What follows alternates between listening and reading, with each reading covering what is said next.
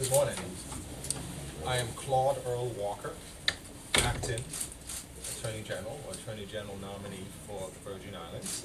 And with me today are Acting Chief Deputy Attorney General Joseph Pontine, Deputy Attorney General Renee Gums-Conti, and Acting Chief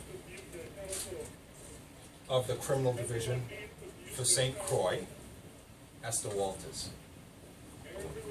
I'll first read from a prepared statement outlining this matter, and then I'll take limited questions due to the fact that this is an active criminal case.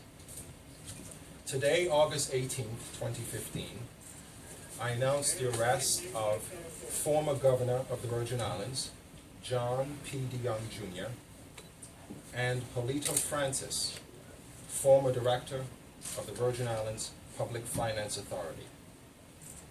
This morning, both men were advised of their constitutional rights before a Superior Court magistrate in the St. Thomas District.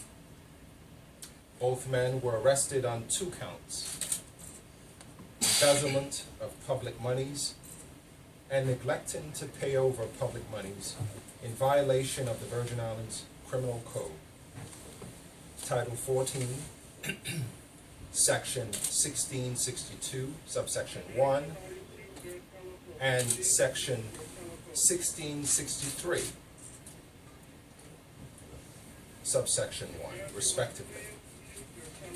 Each charge is punishable by a fine of not more than $10,000 or imprisonment of not more than 10 years, or both.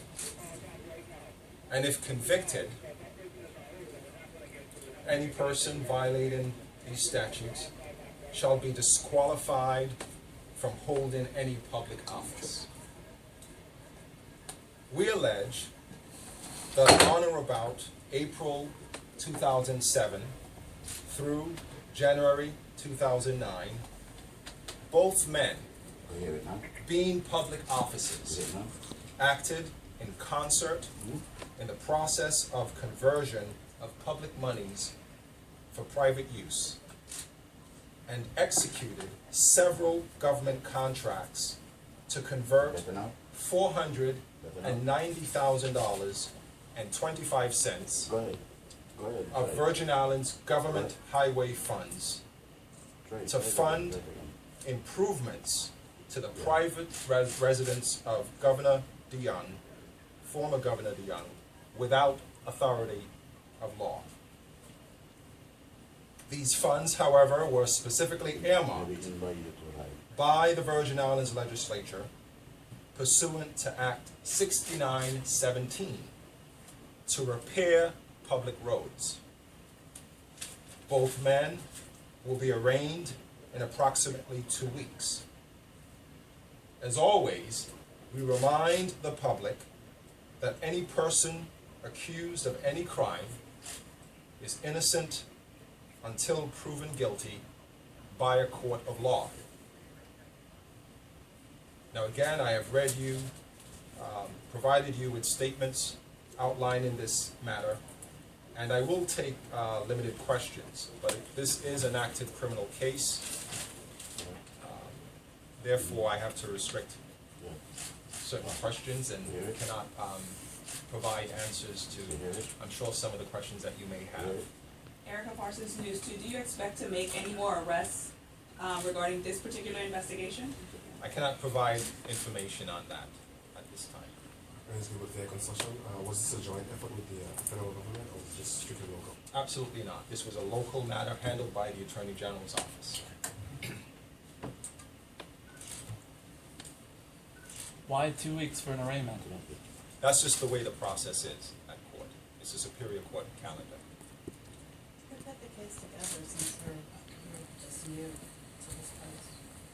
We have a Special Investigations Division and a prosecutor also involved in putting the case together. Cases such as this. Who's going to prosecute? I haven't designated a specific prosecutor at this time, but we will make sure that it's someone who is knowledgeable in handling these types of cases. And so how long has the department been working on this specific case? We've been working on it for some time. Can you be more specific? Well, again, Sometime recall, within- you have to bear in mind that I've been in this position for 2 weeks, but I can't give you the exact time period now. So 2 weeks, a month, few months, Again, I can't give you the exact time. Why is it charged for failure to pay over public funds? Well, if you track the statute, that's just the title, but if you look at the statute, it specifically deals with making the expenditure without authorization by law, meaning that the act was passed by the legislature as to how the funds were to be expended. They were not expended in that way. The title itself can be misleading, but when you read the statute, you will see that it specifically tracks what happened as we allege. And did the legislature ever pass a bill to allow those funds to be used for The residents? For the residents? No. and so is this an area we can expect the Department of Justice to continue in relation to government corruption? Certainly, we will have a robust public corruptions division. I formerly worked in the white collar public corruption section. I'm familiar with the perception and the issues that the public have with public corruption in the territory. The Virgin Islands Attorney General's office has to be a leader in this area. Everything is not simply to refer it to the federal government. Although they have a role to play, we also have our responsibility as the people's advocates to ensure that the people, money that belongs to the people is properly spent as directed by the legislature. And so can you confirm that you guys have other cases specifically working on now, apart from the arrest of the former governor? Cannot confirm nor deny. Why weren't the federal authorities involved? They actually did the audit that turned up that explained the issue with Watergate. Why weren't they involved? You'll have to ask them that question. I'm not sure why, but we have our independent obligation to carry out our responsibilities, and where we find violations of the law, we have to act independently and take action. Was the federal government aware of your decision today prior to the announcement? Cannot respond to that. No comment. And one more question, was there any collaboration between you guys, even if they did not join themselves with you with this particular case? Was there any collaboration in relation to the arrest of the governor? In the actual arrest of the governor? In the building of the case? Again, I prefer not to get into that. But what I can say is that we are capable of handling these types of cases, investigating them, and prosecuting them. This is not the first time that we've had a public corruption case of significance to the territory. We know how to do it. We have an experienced staff of prosecutors and investigators. And do you believe that your case you have right now, that it's very strong, that we may see convictions? Well, I can't get into that. I know we have a strong case. It's up to a jury to decide whether to convict. And we have to allow it to play out. But we believe in our case. We have a very strong case. Do you have other cases pending, or other investigations pending against either of those defendants? I can't comment on that, sure. I believe we're done. We've responded to more than enough questions. Thank you so much. Thank you. Okay, and that was the end of the press release.